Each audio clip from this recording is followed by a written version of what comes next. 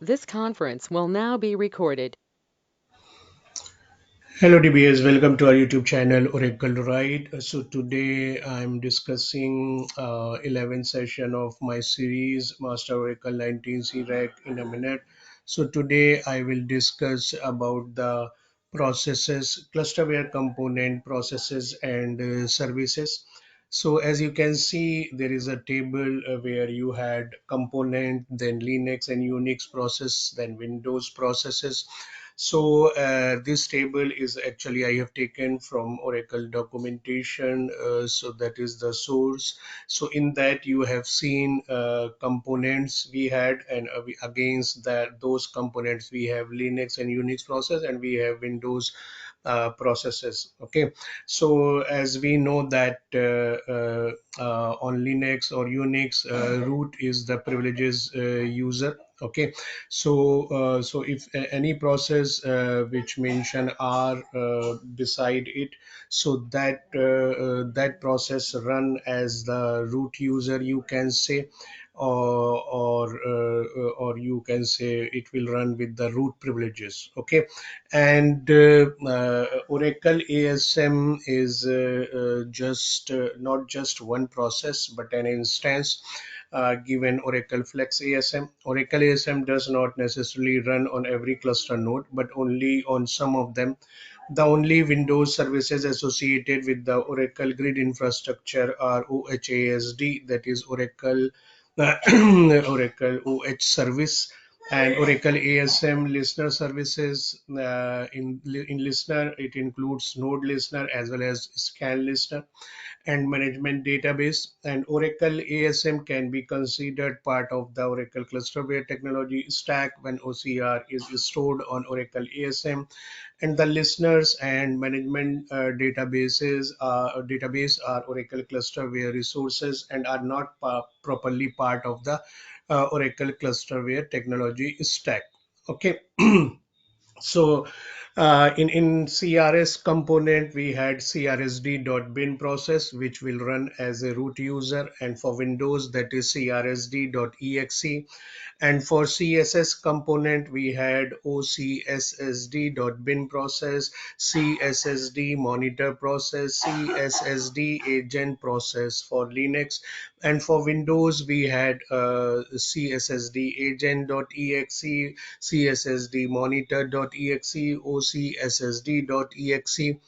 And the third component, that is CTSS, for that we had OCTSSD.bin process. It will run as a root user. On Windows, we had OCTSSD.exe, and a fourth component, that is EVM. For that we have EVMD.bin process and EVMlogger.bin process. But for Windows, it is only EVMD.exe. And the next component, that is GIPC, that is GIPCT.bin process. For Windows, it is not applicable. And for GNS, we had GNSD process, which will run as a root user, and Windows we had GNSD.exe.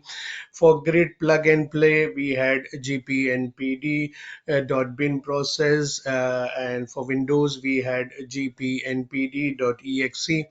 And for logger, we have ologger process that will run as a root user, and also for Windows we have ologger.exe. So the one difference between Linux and Windows, in Linux process will mention .bin, and for Windows process .exe. Okay, and logger uh, logger, we have ologger.bin, which will run as a root user, and ologger.exe, which will Windows. And master diskmon, that is diskmon.bin process, and Windows not applicable. And for MDNS, we have mdnsd.bin process, and for Windows we had mdns responder.exe. And for Oracle agent, we have aura agent.bin. And for Windows, we have aura agent.exe. For OHAS, we have ohasd.bin, which will run as a root user, ohasd.exe. for Windows, and for ONS we have ONS process. For Windows we have ons.exe, and for Oracle root agent we have Aura root agent, which will run as a root user, Aura root agent.exe. That is for Windows. And for the last process, which is which is sysmon, that is osysmon.bin, which will run as a root user, and osysmon.exe, which will on Windows.